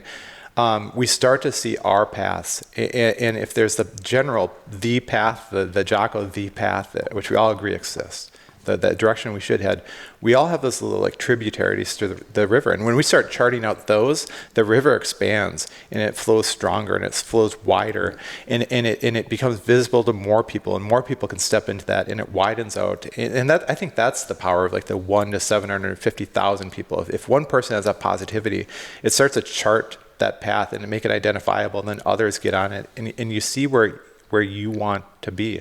But that's what do you need in that scenario? You can't wait for certainty, because we don't even possess that. We don't even have what's certain, what's for sure going to happen. If we all knew that, we wouldn't be sitting here right now. We'd all be trading on it on the stock market. But clarity is practiced. It's understanding that it is that spiral, and sometimes we see clarity, but it's going to be a setback, and it's going to be but we took action, and then we did that, and that wasn't the path, but now we have clarity for where we should go the next time.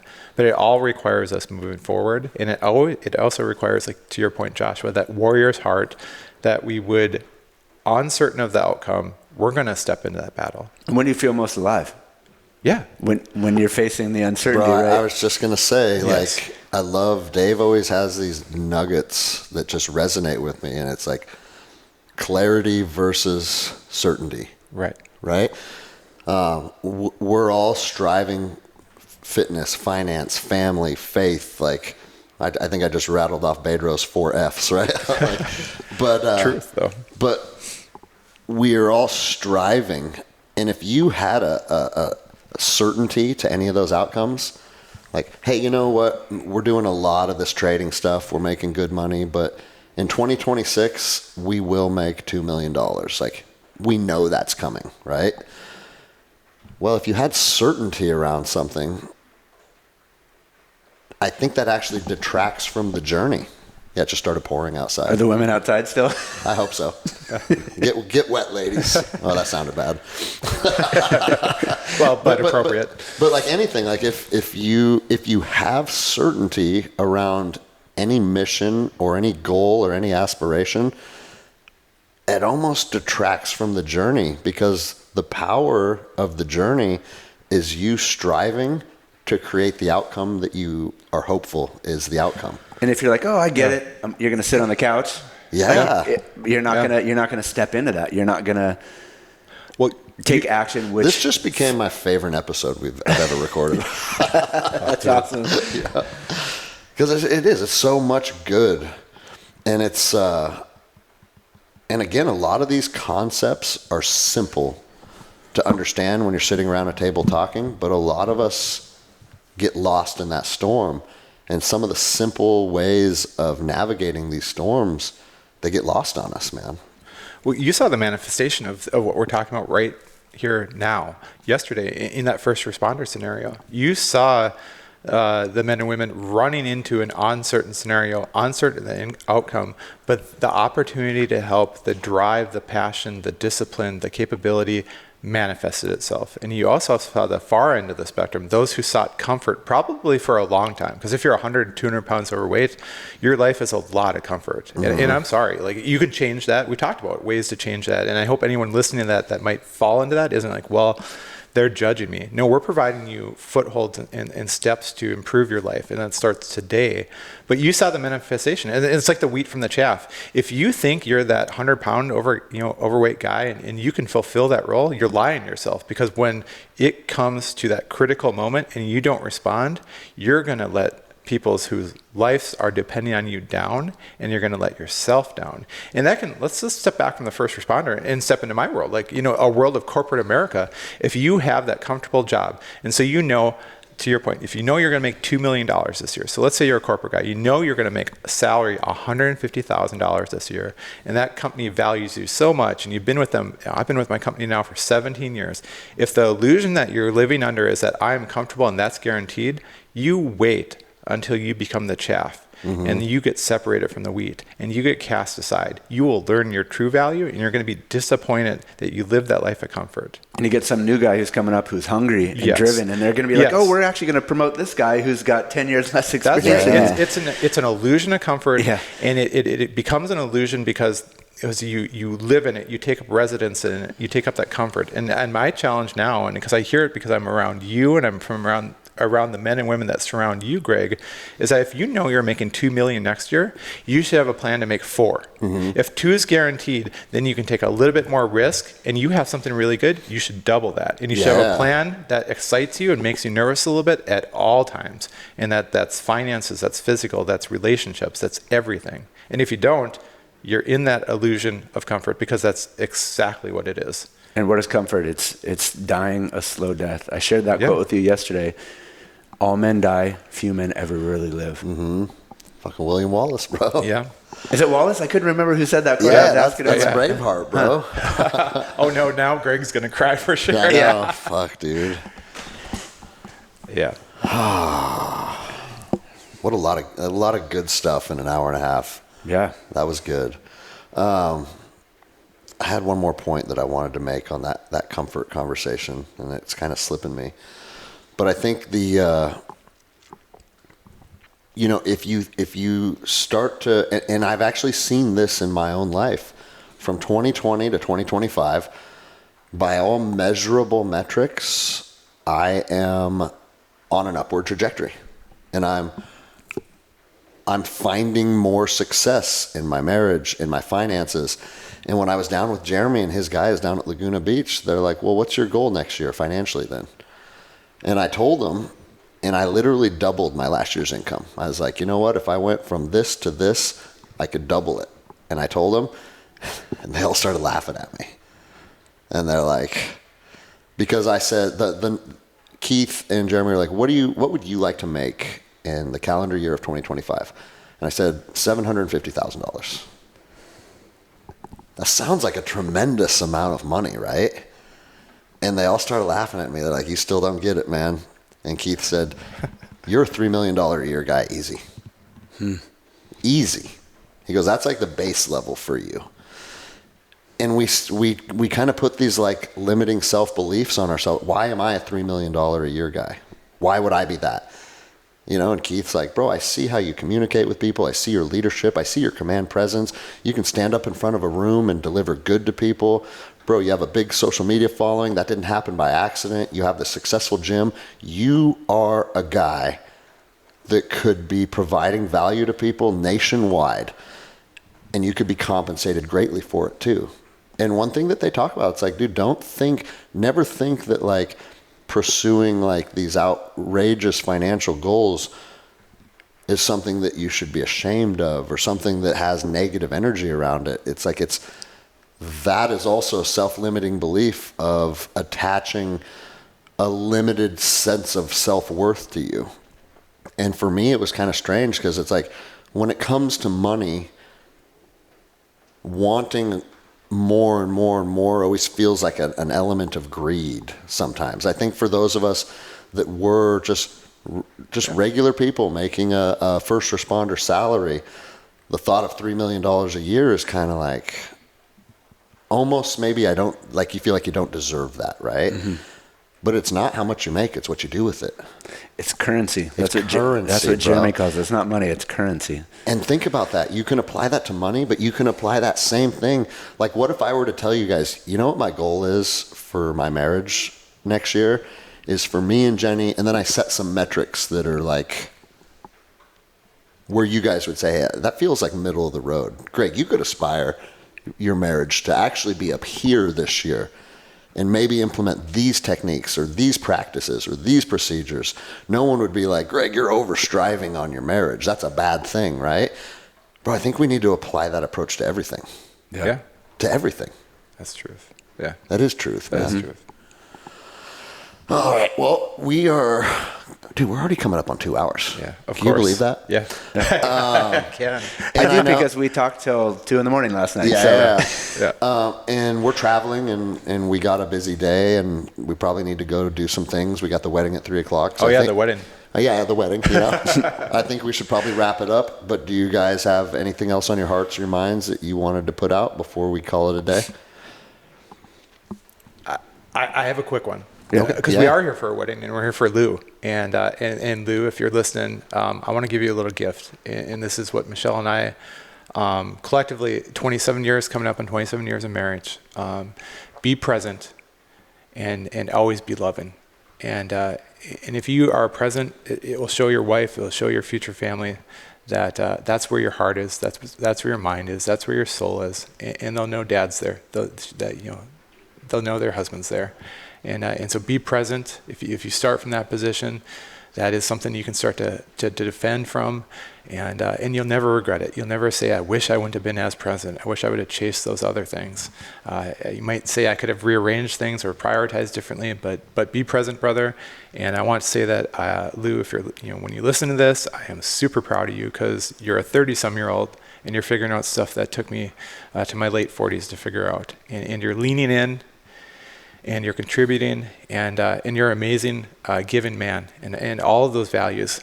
I mean, think how beautiful his marriage is going to be. I can't wait for today. Yeah. I can't wait to see his family and these people who have surrounded Lou all his life that have made him the man he is. And I'm super proud of you, brother. So well, and one little caveat that I'll say off of that too is, like, I always like to be aware and observing and just seeing how people interact and the energies they hold for each other. Because this is my first time hanging out with you and your wife together. And I'm inspired by it, bro. Like, you guys, thank you, brother. You can tell, right? Yeah. They have an energy between them that I think a lot of marriages, mine included, should always aspire to chase and achieve. And that's not lost on me. So, like, thank you. I like having friends where I can be the example to them in some aspects of life, and then they should be the example to you in other aspects of life, and that becomes like a mutually giving relationship, like some cords twining together. Yeah, it's exactly right, dude. So thank you for that. I think I'll end on a similar note. Lou, I'm coming up on 20 years of marriage, and I would be lying to you if I said it was easy. It's not easy, but there's a passage in the Bible that Jesus is talking about the kingdom of heaven, and I think it applies so much to marriage. He says, a man finds a treasure in a field, and he goes and sells everything he has to buy that field.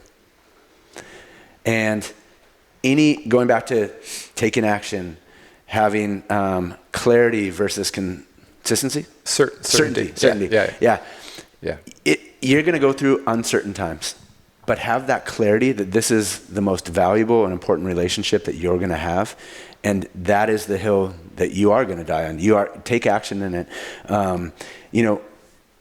It's going to require sacrifice. It's going to require dedication. It's going to require doing things that you don't always want to do. Shauna will tell you that she doesn't always like me, but she always loves me. Mm-hmm. She'll wake up. There's certain days she wakes up, she's like, I don't like Joshua very much, but she chooses to love me. We can chuckle about that, but that's fucking truth, man. Yeah, for sure. And anything that we endeavor in, going back to what we just talked about 5 minutes ago, if it's easy, if it's comfortable, if the goals are mediocre, we're going to be like, meh. But if it's hard and you know that going in, and it's something I'm coming up on 2 years of marriage, or 20 years of marriage, and it is more rewarding now than I could have ever imagined. So plant that flag, keep fighting for it, and in the struggles, in the challenges, in the good times, and the bad times, it's going to be more valuable than you can even imagine. So just continue on in that. And bro, I'm proud of you too. I'm grateful to be here for your wedding. You are an inspiration to me too in so many ways, and you're so giving and so loving and so caring. And Tara's going to be blessed to have you as a husband. I love it, dude. And then final thought for me, because as you're saying that, just remember the right woman to lead your family's feminine energy. The right woman is going to be strong. She's going to be driven. She's going to have opinions. She's going to have ways that she thinks things should run. And I do believe the man is the leader of his family, but she is your alpha team leader. And when your alpha team leader wants to push back or offer different perspective, sometimes it can be frustrating, but it's actually a gift. It's a blessing. Because if you don't have a woman that's willing to stand up and push you or try and rein you in sometimes or try and direct you, then you just have another person you're in charge of. And when you're in charge of a woman, that's not a relationship. Nope. And so like sometimes, I mean, Lou's wife's from New Jersey, so she's probably a little spicy and pushes back. Like Lou's probably no stranger to that. But I just wanted to let him know, like, remember, that's a gift. Yeah. Because sometimes the most frustrating that I am with Jenny is when she pushes back or when she draws lines. And your initial reaction of a man is, for me anyways, a lot of times is like, fuck you. Like, you're not going to tell me what to do or how to behave. And then I have to, like, again, detach and be like, okay, why is she saying this? She loves me, she cares about me, and she's got our family's best interest in mind. That's right. That's dude. actually one of the most beautiful things with marriage is walking through life with a partner by your side on mission together and purpose. And you're not, again, like you said, you're not always going to agree on things, but you have the vision, and you're going to both end up in the same direction. So listen. Fuck yeah, listen. Yeah. All right, That's a good way to wrap it up there. Lou, you better fucking listen.